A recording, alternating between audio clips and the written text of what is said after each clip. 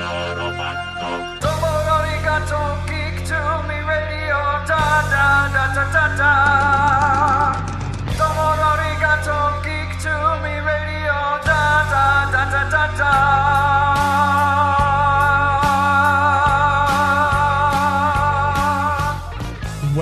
Welcome, geeks and nerds, girls and boys, to a brand new edition of Geek to Me Radio. Today, we are joined by composer Raphael Reed, talking about his work scoring the movie Crisis, starring Gary Oldman on Amazon Prime.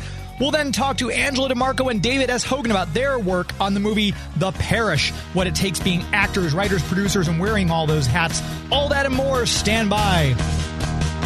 We're talking TV, comics and movies, and video games. And if you don't know Star Trek from Star Wars, we'll try to explain. There are 12 doctors for Hogwarts houses, one ring rules them all. To be the greatest Pokemon master, you must catch them all. You must catch them all. Try to catch them all. Gotta catch them all. Gotta catch them all. And for those of you finding us for the first time, welcome to Geek to Me Radio, episode 206. I'm your host, James Enstall. For those longtime listeners who know all about us and have found us on Apple Podcast and Google Podcast or our main hub, Anchor.fm, we thank you for subscribing and listening each week. Once again, we've got more stuff to get to than we have time to get to it, so let's get to it. Right now, we're joined by composer Raphael Reed, talking about his work scoring Crisis, a brand new movie coming out starring Gary Oldman. Raphael, how are you? I'm pretty good. Thanks so much for having me in your show. Very glad to have you. This has got to be very exciting for you. If I'm not mistaken, you've done other projects, but if I'm not mistaken, this is your first feature film, correct? It is. Well, it's not my first feature film. It's my first Hollywood feature film. So I've done a couple in Montreal. But obviously, the scale of Crisis is like 100 times more than everything else I've done. I did some big shows, dude. Like, for example, there was United Champion Leagues, who happened in 2014 in Portugal, where 150 million people watched it because it's a final of soccer over there, or football, how we say it. Right. But no, this is by far probably the most exciting project I've had the opportunity to work on. And you've worked on other stuff. It's got to be very interesting working in all the different, you're doing music for a documentary like The Walrus and the Whistleblower, or you're doing a TV series like La Vie Parfaite. When you're doing something like this, does it, as far as the different genres like documentary, TV series, feature film, does it kind of work a different creative muscle in your brain, or is music and you're just applying it to a different situation? No, actually it does. It's pretty different. Well, I would say the TV shows, TV series and movies, they have some similar, there's something connecting them, that's for sure. And for example, you need to find the right mood, but at the same time, you have your own music personality. So you can be in kind of the same environment. Where it's very different is when you're doing live shows. Because often live shows, the music needs to be all out. For example, one of the shows I did in China, we needed to do 100 minutes of music. And in those 100 minutes of music, you needed to create some lyrics. So it was kind of a musical. So maybe if I would have done a musical in movies, I would say there's a similarity. But as compared to Crisis, for example, and pretty much all the other movies I've done and shows, obviously, the first of all, well, the director is always the one driving the seat, and you're following his direction while putting some of your creativity. But you need to be careful of not overstating what the actors are saying. They're the main characters, and you are there. They're kind of the singers of your song, and that's where everything needs to revolve around them. As compared as a show where you have a song where you have a chorus, a verse, and stuff like this. I feel music for movies is much more organic in that sense, that it always evolves and follows the story. And then there's obviously underlying themes. You've got incidental music, things like that. When you're putting together a huge Hollywood feature film, Where did you kind of start on the process? Was it just the collaboration with Nicholas Jarecki? Was it kind of starting with the sample you gave them to kind of pitch your idea and kind of build off of that? Kind of talk a little bit about creating the score for Crisis. So yeah, actually it was pretty much the first song I made that kind of drove the movie. Well, obviously Nicolas had some ideas in mind. And in the past, he had worked with Cliff Martinez, who wasn't available at that time to work on the movie. And at the same time, he had shoot in Canada, so he wanted to maybe try somebody from Canada. So he had some interview. He met a lot of Canadian composers. And in the end, when I got the script, I tried out a song which became the main theme called "I'm a Federal Agent" on the soundtrack. And everybody kind of felt in love with that song, which for me, it was beautiful that everybody loved it because I was very unsure of what I was doing in the sense that I knew it was a beautiful song, but it was either he was going to love it or hate it and say, well, this guy is pretty weird. I'm not going that way. And I just tried it out and that's it. So I was really happy that he loved it and Cliff Martinez as well. And we all saw this song as the mother of all songs. So there was some elements in there that we decided that needed to be all throughout the score. But obviously, like I've just stated, a score evolving, characters evolving, a lot of emotion are around the score, and that's not the only one. And I think it's interesting, too. One of the things when I was reading about the process you guys used, you had talks with Cliff and with Nicholas about wanting the movie to have its own music identity while avoiding cliches. What is exactly like in terms of music when I hadn't thought about it like that before. In terms of music, when you're thinking about avoiding cliches, what were you guys kind of referring to when that element came up? Okay, so I would say maybe cliche wasn't the word that Nicolas was using. He was mostly using being subtle, but in a way, Nicolas liked to have unicity and uniqueness in his movie. If you think about Arbitrage, it's not cliche in the sense that the movie, you don't have typical bad guys and typical good guys. And I feel that in the Crisis, you have a bit the same kind of treatment of the movie in the sense that, obviously there's some very moral, dubious people working into that movie, but there's a lot of authenticity. It could be a real life situation. So that being said, since you have this authentic portrait of life, music needed to be careful of not overstating the actor's emotion. I'm going to give you an example. Orchestral a lot of the time can give you if I would have done, for example, a score like a Harry Potter score, obviously it doesn't make any sense there. It would not have worked. But even, for example, The Queen's Gambit, which is a beautiful score. Yeah. Same thing. Like if I would have been too far in the emotion, since there's a lot of nuance in the way that the actors are making their delivery, it would have been as if I was overstating what they were feeling. So it was a very fine line in finding just enough emotion so it doesn't come out flat, because music, if you don't give enough, it can make a movie bad. If you gave too much, it feels obvious. So it was very a fine dance between more emotion and less. And that's what I mean by not being too obvious. And with it being it's a dramatic thriller, the movie Crisis, but it's talking about the tale of the impact opioids have across walks of life and people. That sounds dark, but you don't want the score to be just entirely dark and heavy either. So was it kind of, do you sit down and kind of see the movie as it is and you kind of take scene by scene, okay, this one we can be a little lighter, we use different instrumentation. How do you kind of stay with a theme but still not making it too heavy and dark, and how does different instrumentations take part in that process? First of all, it's because in a way, if I'm going to compare, for example, I know some people have been comparing Crisis so far with Traffic as being maybe an updated movie of Traffic in a way. I would say, for example, the difference with Traffic, it's drug lords. I personally don't see any positive outcome in this. In my case, in my view, drug war is lost. And I don't know what we're going to do with this.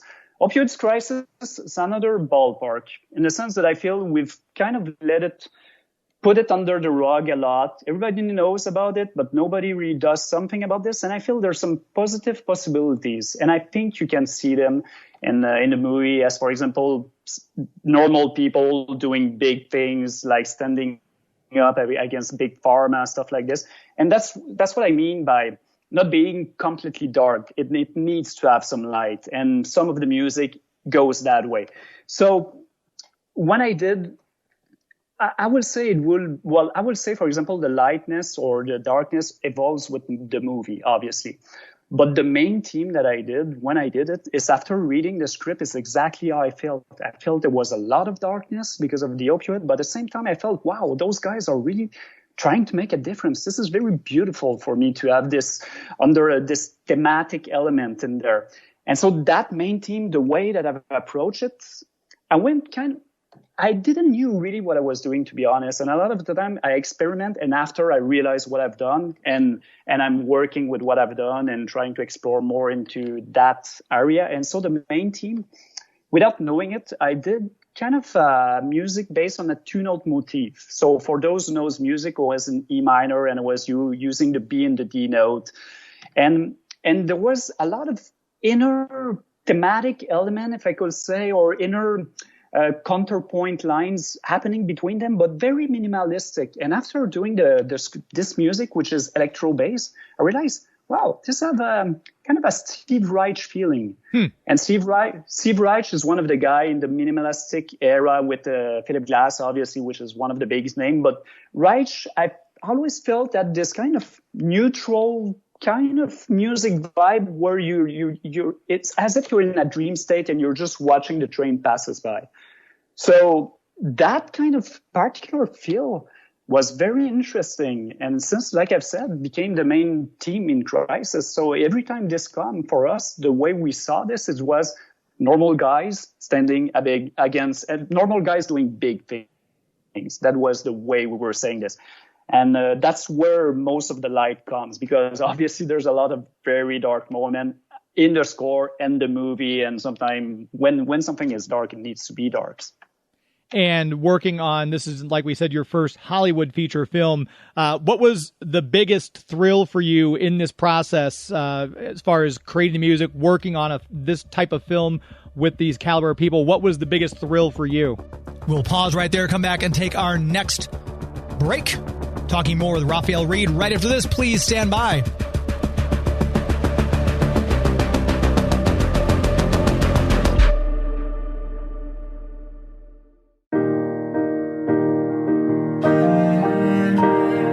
Hi, this is Chris Sullivan, and you're listening to Geek to Me Radio.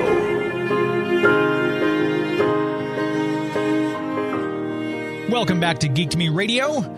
Want to make sure you check out our premier sponsor, the City of St. Charles. That's the Greater St. Charles Convention and Visitors Bureau. They've been with us since the beginning. We launched this show back in 2016. They were the first people I approached for sponsors, and they were the first people to say, absolutely, let's do this. It's a beautiful place to visit. You've heard me talk about it. And of course, if you've heard me talk about it, you know I always mention the website, discoverstcharles.com. That's discoverstcharles.com. Go there, plan your trip. If you are in the St. Louis area, you probably passed by it, been out that way, but never really stopped to appreciate it, perhaps, because there's a lot of stuff to do in St. Louis, a lot of things to see.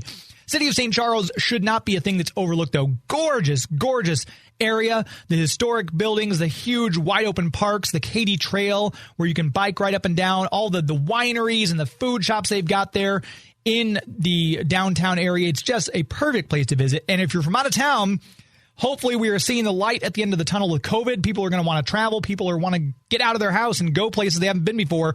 May I humbly recommend the City of St. Charles. Again, you can plan your trip on the website, find a place to stay, check out what you want to see kind of pre-game and check, okay, well, we know we want to do this. Well, we know we're going to want to eat here one night. Check all that out on the website, discoverstcharles.com. Plan your trip, get information and more right there. As we always say, St. Charles offers you an historically good time. Very proud to have them as the official sponsors here on Geek to Me Radio. Before we took that last commercial break, we were talking with composer Raphael Reed about his work scoring the movie Crisis, starring Gary Oldman. And we asked him, for him, what was the biggest thrill of working on this film? This is such a hard question in the sense there was so many things. For example, just when I heard about the movie, just to have that chance to pitch in that movie, because as a French Canadian, it's very unusual for us to have this opportunity. And obviously, I think a lot of French Canadians love what Hollywood is doing. But the only way for us to have a chance to do a movie like this is to go live in Hollywood and maybe meet people and eventually blah, blah, blah. So when I heard about this, Nicholas Jarecki was doing the movie, Gary Oldman playing in this, I was like, okay, I need to do everything I can. If I don't get it, that's fine. But at least I'm doing everything I can to get it. Yeah. So that's the first thing. That was very exciting to start. And after, when I got the gig, eventually knowing that Cliff Martinez was going to be involved in advising us, mostly on a macro level, but that was great in itself because I'm a fan of his. He's a master in the electroacoustic genre. So I remember we had a phone conversation. He was like, well, telling me, well, I want to make sure you don't feel bad about this. Like, I don't want to impose everything. And I was like, Cliff, man, I'm a fan of yours. Like, I'm going to take this as a masterclass. No worries with me in that.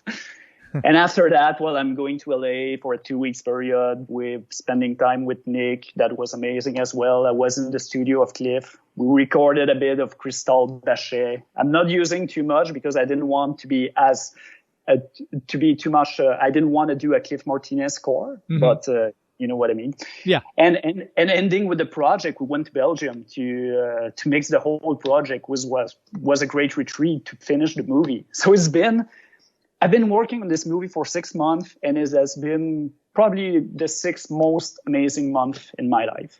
Even though I was always working, nothing else was happening in my life. My girlfriend was like, I never see you. I'm like, I know, but I have this movie to do and it's crazy and it's fun. And, you know. Yeah, that's got to be. I mean, they say it's not work if you're enjoying it that much. So it wasn't really work for the past 6 months. Yeah, well, I would say it's a mix of it because at the same time, like I really gave everything I had and we're being on this 10 hours a day. Probably in retrospect, it could have been a bit more easy there and there. But anyway, yeah, a good mix.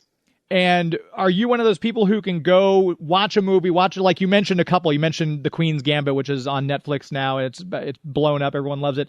Are you able to sit back and just kind of watch a TV series or movie and divorce yourself, kind of switch off the composer part of your brain, or are you hyper focused on music when you're watching it? Does it kind of take away from the enjoyment a bit? Honestly, I can't take away from my composer part. I'm always listening to music. If music's bad, for me, the movie is bad. It's a big issue for me, but I've been doing this for a long time. I've been composing for 12 years. So I've been actively listening to score for 12 years. And for me, it's part of the enjoyment. It's like, because sometimes I'm like, oh, I'm surprised by what's happening. When somebody tries something new, I'm always like, well surprised. And when it's more traditional but well done, same thing.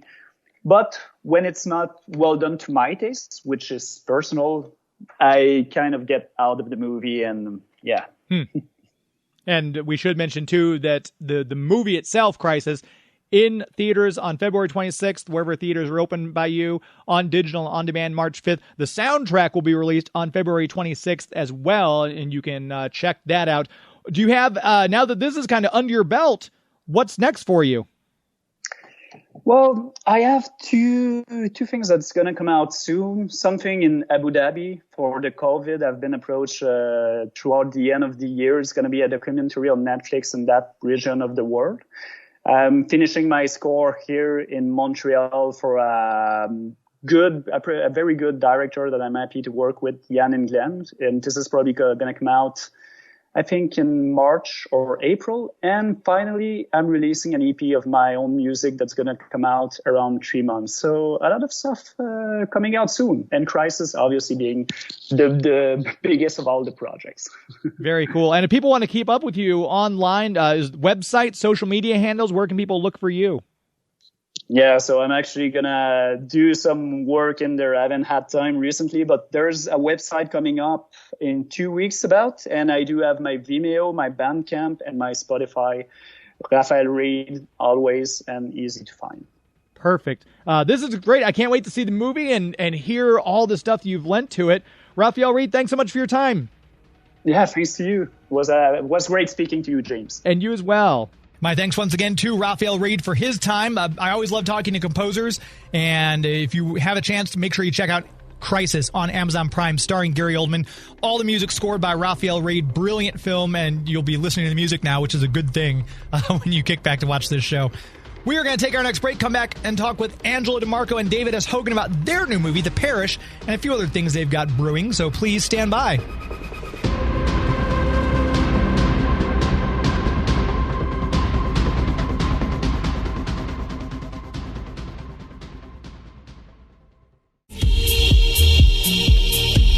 Hi, this is Chin Han from Ghost in the Shell, and you're listening to Geek to Me Radio. We are back. Our next segment here on Geek to Me Radio. I'm your host, James Enstall. Thank you for joining us here on episode 206. Let's go to our next guests. Right now we're joined by a pair that has a brand new movie, The Parish, coming out. Angela DiMarco and David S. Hogan, actors, producers, writers, directors. They kind of wear a lot of hats. I thank you both for joining me today. Thank you. Good to be here. Thanks for having us. So everyone, I think horror movie is just one of those genres that I've never heard anyone say, it's not for me. It seems like it's always popular year-round. Halloween, Valentine's Day are the two big times they come out, but there's never a bad time for horror. What drew you both to The Parish? Oh, that's a really great question. Well, we work here in the Pacific Northwest, and we have a lot of great collaborators. We had worked with the writer, Todd Downing, previously. We'd produced a couple of short films with him, and Angela will tell you the story of his introduction of the script to her, because the connection was first made there. But as soon as Angela pitched the idea to me and wanted to bring me on as the director, not only did I know that Angela was a big, huge horror movie buff, so I couldn't wait to dive in that regard. But, I grew up with Poltergeist and The Shining.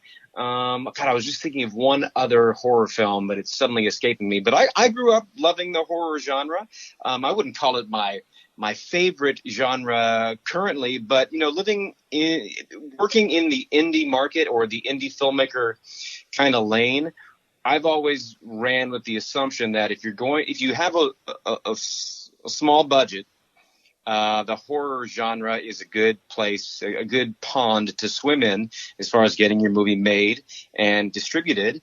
And so that's what drew me to the project. Yeah, for me, James, like David said, Todd Downing is a buddy of ours, and he and I go way back. We'd already done some short films with him, and then this feature, this is years ago now, he invited a bunch of actors over, and we would read his screenplays and give him feedback. And that night when we read The Parish, I took him aside. I said, Todd, we're making this movie someday. So flash forward years later, I said, hey, Dave and I are in a position. We would love to produce the film. David would love to direct. I would love to, bring Liz to life. And Todd is such a great collaborative artist. We did some reworking. We made the daughter older. We changed some of the roles from male to female, just because that's a big component of who I am as a producer, is making sure, giving women great, strong, powerful roles. But unlike my partner in crime here, David, I was born and raised on horror films, whether my mom knew it or not. When she would go to work, my uncle Guido would babysit, and he and I would watch Nightmare on Elm Street. And Freddy was my jam. And I'm talking when I was like 7, 8 years old. Wow. And yeah, I got my hand on any paperback. I'm aging myself, but any paperback I could of Stephen King. And as I grew up and continued acting, because I started really young, I couldn't wait to be in my first horror film. So, now to produce my own, it was just a dream come true. But what drew me to it, when I read it so many years ago at Todd's house, was that it's beyond just a horror film. It's also like a really powerful story about grief, that Liz is dealing with the grief of the loss of her husband. So to have like actual story and cool jumps and scares, I'm in. I think that drew me to the story as well. It's in a lot of ways, it feels like a wonderful drama. A person who is running away from their grief and then suffering the consequences. I think thematically that appealed to me. And the fact that it's kind of set against a supernatural horror backdrop, it's a ghost story. And so I think that those two worlds play very nicely. And now here we are. Yeah. And to your point, David, about how I for indie filmmakers, especially, horror has always been a very bankable genre, and it doesn't always require. It's great if you have a budget where you can put in special effects and get an elaborate surrounding, but some of the best ones are story driven. And like you both were talking about The Parish, it's one of those. It kind of reminds me of El Orfanato, which is a beautiful ghost story. But if you've got that story, everything else is just kind of like a nice touch on the side. So to your point, yeah, I think story-driven horror really is the best stuff. Awesome. Yeah, I agree. And it's something that from the very beginning and even an interview we had earlier today, Todd would always mention The Conjuring. Yes. Yes. And one of the interviews we had, they mentioned The Conjuring after seeing our film. And I was like, oh, my God, I can't wait to tell Todd that. So it's true. It's where you get pulled into the characters and you feel or relate with them. But then it's also awesome to have all those other elements, those supernatural elements. I'm glad you brought up Nightmare on Elm Street, because certainly Freddy Krueger, when I was a kid, I loved that. I loved that first movie especially. And strangely enough, there's a character in our movie whose face kind of looks like Freddy's. What? Melted Jace. What are you talking about? Oh, you don't Jace. Yeah. No spoiler alert, but yeah, thinking about that now. I never thought about it until right in this moment. You're right. So that's why I love him. My husband, even when he's crispy and fried up, right. It's really Angela. Not your real life husband. That's right. Me. Not you. I'm not crispy and fried up yet. Right. And with all the hats you guys wear, we mentioned you're acting in this, David. You're directing it. There's you guys do producing. You own your own company. It's got to be obviously it's a full-time job, but I'm saying wearing that many hats when you're doing all these different projects, are you able to at certain points divorce like the acting side of your brain from the directing side of your brain from the writing side of the brain, or is it kind of an asset to have all those elements firing at the same time? And either one of you can take that to start. Yeah, I mean it's a lot to juggle, and when you're having to play producer and director at the same, I mean, directing in general for me, this was my first time kind of being the captain of this large of a vessel. And I learned a lot of lessons. I think that we accomplished a lot, but there's a lot of things that I learned that I will definitely take to the next project. I think it'd be interesting to see how Angela is able to talk about this as an actor / producer, because I know when I am an actor, it's great to just not worry about the production and just focus on the character and the scene. So I'd love to hear Angela talk about that. Yeah, James, you're an actor too. We're always as artists, I think we're constantly juggling so many things to stay creative. And early on in my career, and this was like in my 20s, when I first lived in LA, I quickly became very indignant, or more indignant, that I was sick of waiting around for certain kinds of roles to drop in my lap. Sure. So I started producing my own work. And then flash forward when I met David 20 years ago. And for those listening who don't know, David and I are also married. So he's my partner in business, but also my partner in life. So when we met 20 years ago, we both immediately, we were already doing theater, which we both love, but we wanted to get back into the film world. And for David, it was stepping into the film world for the first time. So we started producing our own stuff and we loved it. And we started with shorts, and then we got a few dozen shorts under our belt and thought, you know what, let's go to the features. And again, it was for me, I had to put a producer hat on because I love my agent. And we've now moved back to Seattle. I love Seattle, but people see me in a certain way or in certain kind of roles, which is fine. And there was just things that I was missing. And then when it came to horror or thrillers, I even more so knew I had all these scripts just, an arm's length away from all my dear friends who write around us. And I thought, okay, here's a great opportunity. And being the producer and also the executive producer and the lead of the film, and my husband's directing, it was hard. I'm not going to lie, but I love producing because not only does the OCD part of me want everything to be perfect, I'm also a fixer. And in this community, I'm known as Mama DiMarco for a reason. I try to make sure everybody's okay. So I'm not going to lie that there were days on set when I was trying to make sure everybody else was okay. And I was like, oh my God, I got to give myself some time. I'm about to dive into a scene. So David and I actually stayed in the key location, the house that you saw in the film. Mm-hmm. So when we would wrap a day out, I would early on in the earlier days of our 15-day shoot, I told David, like, hey, today was a little rough for me. I need you to take on a little bit more of this. Or our amazing AD, Micah Knapp, I said, hey, Micah, could you please try to, focus on this, or this? So I could really just be an actor.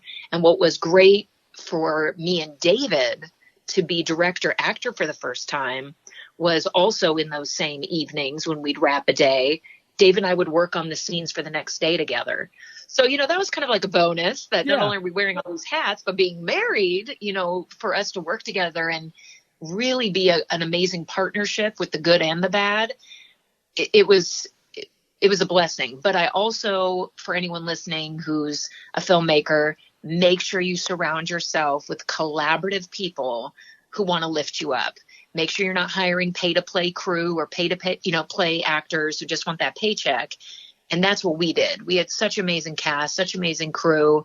So even when we hit some hard days, everybody was like, what can we do to make this scene happen? Or what can we do to, whatever hurdle we had, we all came together. So, it's definitely not for the meek. Right. And David, I was looking over your IMDb page, and you were in such an underrated movie, Bad Samaritan. You got to play one of the cops in that with great story, great cast. I'm involved with Legion M, which was one of the producers. And we had Dean Devlin on the show not that long ago, I guess, before the movie came out, talking about it. But what a great production that must have been to be a part of. We shall pause once again for a commercial break. Come back and chat more with Angela DiMarco and David S. Hogan. Please stand by.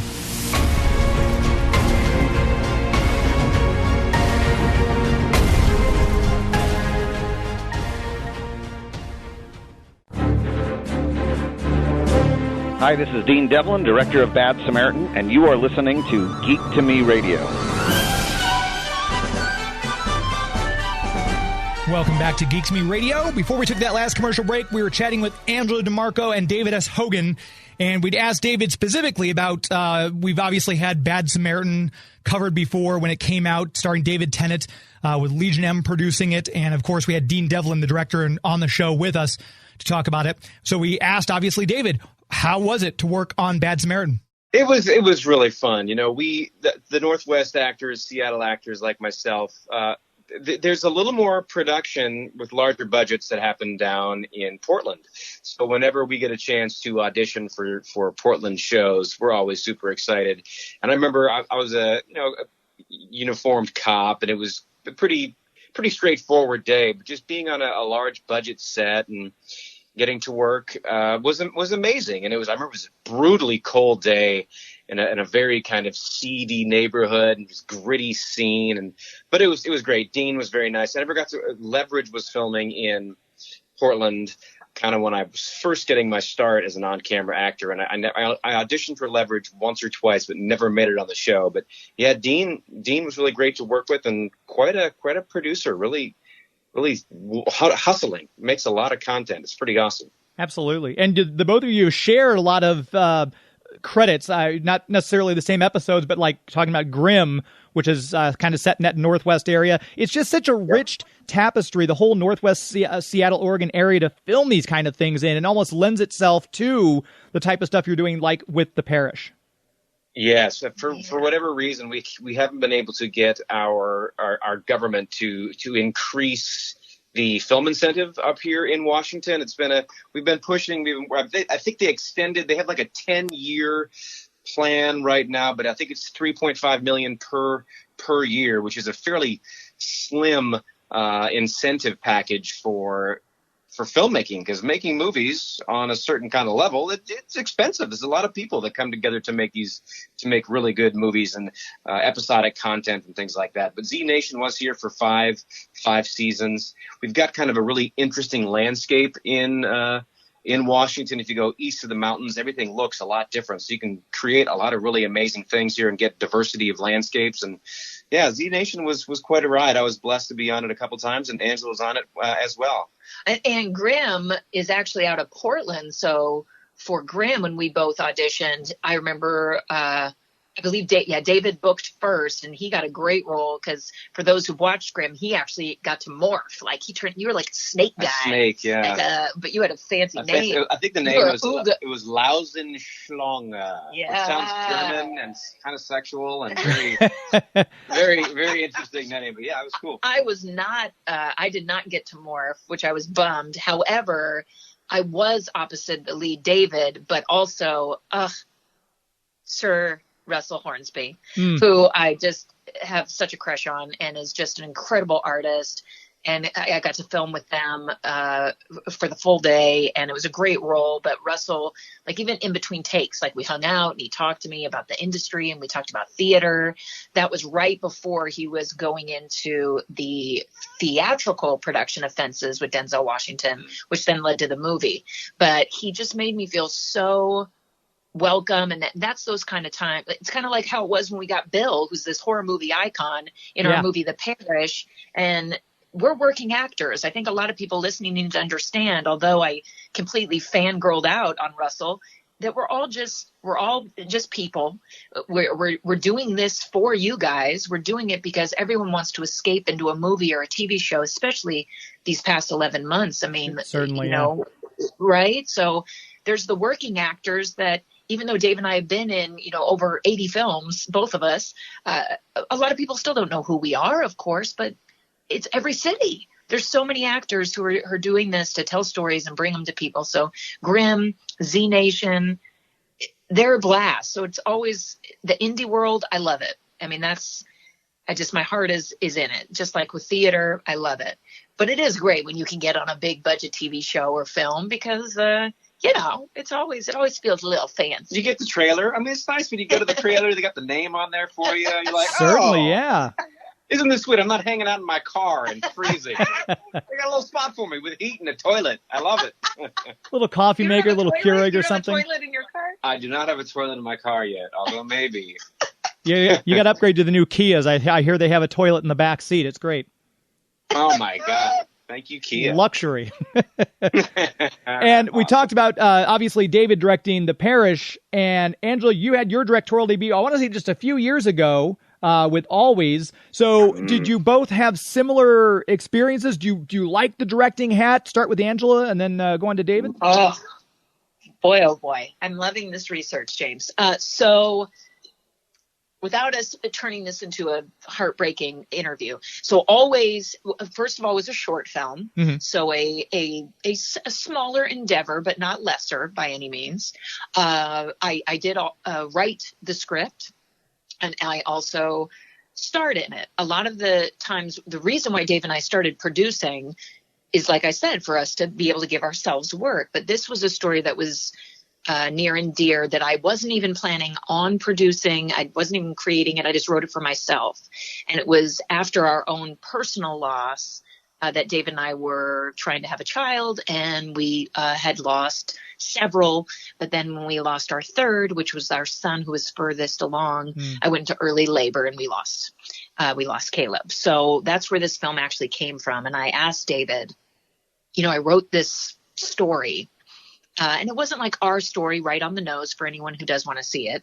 But it was about that. It was dedicated to him. It was about a couple and how they deal with grief and how people grieve differently.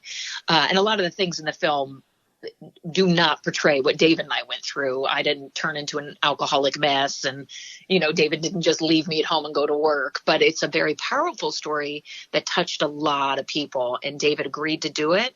And I think for me, and we, again, brought in friends that we trusted, that we knew it was going to be a really fragile and emotionally challenging weekend. It was a long weekend. We did over a course of 4 days. and I put a budget together. And what was hard is I was directing myself. So for everyone out there who does that, God bless you. That is unbelievable and awesome. I don't want to do that again anytime soon. Thank God I had David, because there was even times that when it was a scene he was in alone, I was like, okay. And I like walked away to kind of get myself together after this emotional scene I shot. And he's like, Angela, I need you back here. You're my director. I was like, oh shit, I'm so sorry. So it was definitely hard, but the DP was a dear friend of ours, and everybody was just making sure we were all taking care of each other. But for David, and if anyone does want to see that, we did get distribution through the platform that Holly Shorts Film Festival built, which is the BitPic. So it's always is there and available if people do want to see it. But David, when he said he wanted to direct, I'll just say briefly, like, oh my God, actors line up to work with this man. And yes, I'm his wife, but I'm telling you, he was like this with everyone, from Bill to Sanaya Lutzis, to Jin, to Jonathan, to Obadiah, to myself, whether you were an extra, one of our day players, or one of our leads, or me. He's just such an actor's director, but I'll let him speak to that. Yeah, well, that's kind of my thing, coming from the world of being an actor or teaching acting. It's very easy for me to talk to actors about enriching their performance or giving notes or asking for things that I think will help the story. But that is a lot different from having a vision or an idea of how to make the themes really come to the front of the picture, or to execute a vision for the story, which are definitely my the weaker aspects of my directing. So certainly I needed to create or be around a team of filmmakers who had experience, because I was going to lean on them for this and that. And I think that moving forward, certainly if I do it again, I'm going to definitely make more time for pre-production, because we did have a couple things kind of shift while we were before we started filming. A few things happened. There were a few wrenches that made pre-production.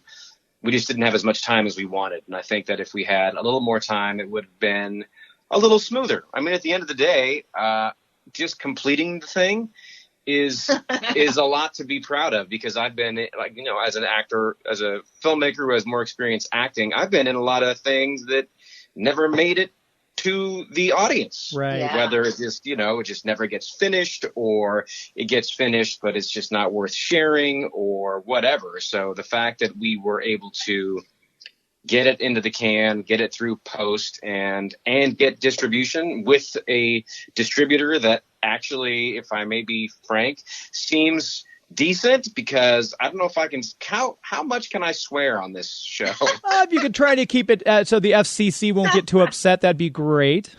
All right, fine. While we were navigating through the waters of trying to find a distributor, I guess I'm just going to say to other filmmakers, tread carefully. Have an attorney, an entertainment attorney on your side, because there's a lot of paperwork and stuff and contracts, and we narrowly escaped a couple of crappy deals, and we're very grateful to be where we are now. Well, that's definitely something to keep in mind, I think, for going forward. Wow. Well, and something too, James, it was interesting because not only is the producers, but I told David, I said, hey, I'll kind of, be the lead here on these phone calls in the early negotiations, because a lot of people, we went to an equivalent of AFM basically here in Seattle. Shout out to our friend Ben Andrews, who creates this really amazing, it's called the Seattle Film Summit. And there's like an AFM, for lack of a better, there's all these distributors who come, all these financiers, investors, and there's all these other things, workshops, panels, whatnot. So we did pitch the film there, and that's where we got a lot of the people that were interested. And then also just buzz, people reached out to us. I am, again, like David said, I'll bite my tongue on what to call them. It is shocking to me how many, they were all gents. There was only one that was a woman who I immediately got excited about, but that even led to be a really shady deal. But the things they'd just like Harvey Weinstein level kind of stuff was happening.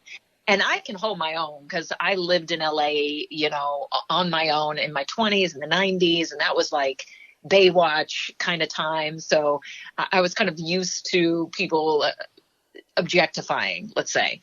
But you wouldn't believe how many of them are like, you know, you seem pretty. I'm sure we can give you a good contract. Yikes. You know, I mean, it was just like, wow, what does that have to do with anything? You're the executive producer. That's cute. Ugh. Or the one that happened more often was they heard my voice and said, "Oh, is David there? We wanted to talk to, you know, the producer." I was like, "Well, no, you are. That's me." Well, didn't one guy tell you who's like, "Oh, good, you've been around the block a bit, so I'm not popping your cherry." Yes. I was like, "What? Ugh. People still talk like this? What is this? 1970?" Yeah, it was brutal. So I'll just reiterate what David said.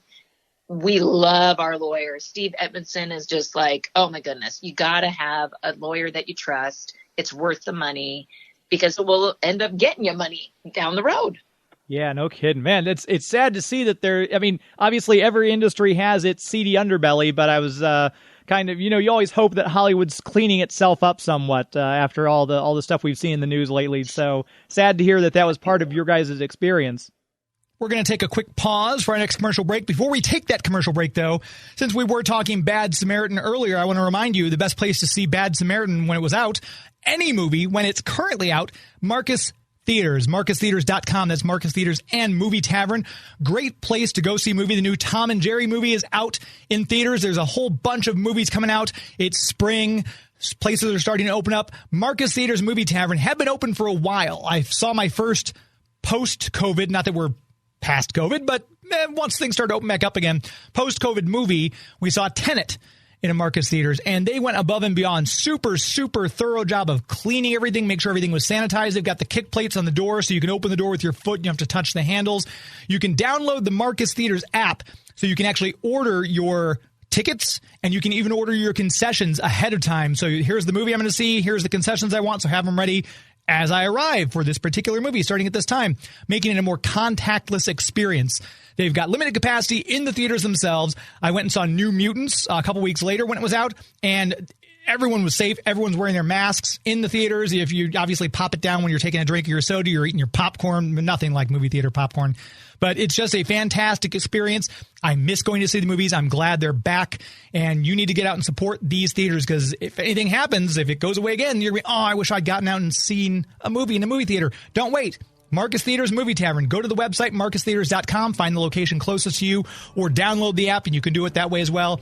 Marcus Theaters, the official sponsor of Geek to Me Radio when it comes to all things movies. We're going to take that break, come right back and finish our conversation with Angela DiMarco and David S. Hogan. Please stand by.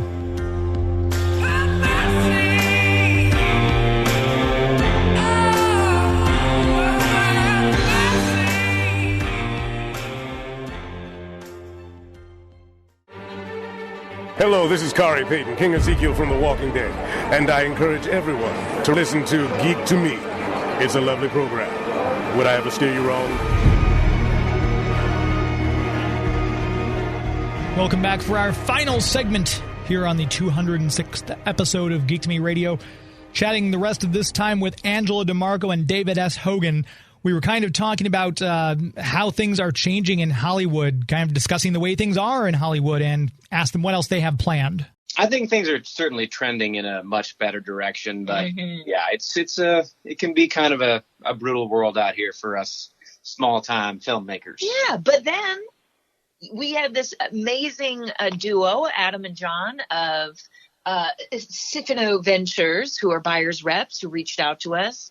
And thank goodness we were jumping ship off of one of the red flag offers that we were hoping was going to be the one. And they were the ones who connected us with Uncorked Entertainment. And they've just been awesome. It's been so awesome. So if you're listening to this right now, make sure with all the stuff they've gone through, you definitely need to get out and support this film, people. So it's on, as we said, March 16th.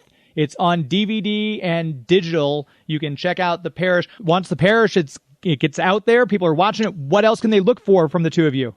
Well, what's next? We have a few more days of principal photography for the horror comedy Mr. Bleachers, which we are producing with director Tim Carpenter. Mm-hmm. And I play, did they pronounce it the titular role? That also sounds titillating. I play the title role, Mr. Bleachers, who is a head-to-toe bleached white entity. Right. Yeah, it's kind of, you'll have to, we have strangely enough, there's already kind of a teaser trailer because there was a good reason at the time to create it, but then the pandemic hit, so we've had to kind of pump the brakes a bit, but we really love the script. We love the collaboration. It's got cult classic written all over it. Oh, yeah. And the fact that I get to play this very wild horror figure that's at the center of this movie, I am just having the time of my life as an actor. Yeah, it's a Tim Carpenter, our buddy, again, a script that he pitched to us. We'd already done a bunch of shorts with him. And I, again, said, hey, could this role be a lady and this role be a lady? He's like, sure. So what was a father role was turned into a really badass mom role, which is my role, where I really tapped into my own mom, who was just a really cool single mom growing up. And it's like David said, there's our lead character, Billy, who is kind of fighting internal struggle, and Mr. Bleachers appears when he's having troubles as a little kid. Bullies. He's getting bullied. His mom is in a domestic violence situation. And Mr. Bleachers is like, hey, let me fix it, Billy. We can just kill them all. Can I come into the rescue? Is he an alter ego? Oh. Is Billy manifesting and doing these murders himself? It's all, you'll have to watch the movie to find out. But it's wonderful. It's definitely going to sit firmly in that horror genre, but we're exploring some other really important themes like bullying and mental health. And it's exciting and it's lovely. It's going to come up. Well, hopefully it'll be coming out next year. And riding on the coattails of our success with The Parish. It feels good to have two movies that we've produced and feeling really good about them. And where can people keep up with the two of you? Online, website for future projects, social media handles, and all that good stuff. Yeah, I think the easiest one to promote is our production company / education outfit, and that is all over the internet at Mighty Tripod. So we're on Twitter, Instagram, TikTok, which is certainly an interesting new adventure, and on Facebook. You can find me. I'm all over social media as well, either David S. Hogan or on Twitter, because somebody already had it. On Twitter, I'm David Scott Hogan. And for me, I'm I'm Angela DiMarco. That's DIMARCO, and on all the platforms. And we also have our Parish accounts, which are on Twitter, and that's at the Parish Movie. But yeah, if you guys want to pre-order the film, it's on Amazon for pre-order or in stores March 16th. Very exciting. This is great. Thank you so much for your time. We have Angela DiMarco, David S. Hogan. It's been great to talk to you. Continued success to you both. Thank you so James. Much. That's going to do it for us. Another show in the books. My thanks once again to composer Raphael Reed and actors, writers, directors Angela DiMarco and David S. Hogan. Thanks, as always, to Joey V for making this show sound as good as it does and keeping us going every week. Until next week, my friends. It's not in the way you watch a zombie. It's not in the way you watch The Flash. It's not in the way you love Scotty Young Art. It's not in the way you play Mario Kart. It's not in the way you look when you make Game of Thrones references. That's a show. This is Geek to Me Radio. That's a show. This is Geek to Me Radio. Thank you, Planet Earth. Good night.